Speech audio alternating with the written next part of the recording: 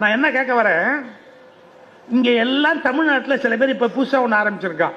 நாங்கெல்லாம் இந்தி படிக்கணும்னு ஆசைப்பட்டோம், எங்களை இந்தி படிக்க விடல. எங்களை மட்டும் இந்தி படிக்க விட்டுருந்தா நாங்க அப்படியே வானத்துல போய் கொடி ஏற்றிருப்போம்.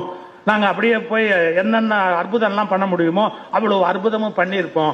எங்க தலைமுறை 2 தலைமுறையை நாசமாக்கிட்டாங்க, இந்தி படிக்க விடல அப்படின்னு. நான் கேட்கிறேன், வடக்கத்திக்காரங்களை ஏன் இங்கிலீஷ் படிக்க சொல்லல? கட்டாயமா இங்கிலீஷ் படிங்கடா.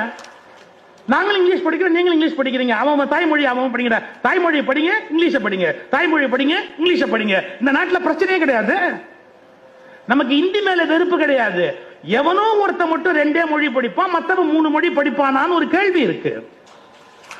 சார், எனக்கு நீ கழுதைக்கு சுமையேற்ற மாதிரி எனக்கு 3 ஏத்துவ, நீ மட்டும் 2. உன் தாய்மொழியில நீ படிச்சுட்டு மேல வருது ஈஸி உனக்கு. எனக்கு அது கஷ்டம். அப்ப நீ என்ன மட்டும் எப்பவுமே கஷ்டத்துல வச்சிருவ, நீ மட்டும் ஈஸியா வந்து உட்காருவியா எல்லாத்துலயும்? நான் என்ன கேட்கிறேன், இந்தியா முழுக்க ஆங்கிலமே தொடர வேண்டியது தானே, அந்நிய மொழி. அதனால அப்ப எங்களுக்கு இந்திய அந்நிய மொழி, உனக்கு ஆங்கிலம் அந்நிய மொழி தான், எங்களுக்கு இது அந்நிய மொழி தானப்பா.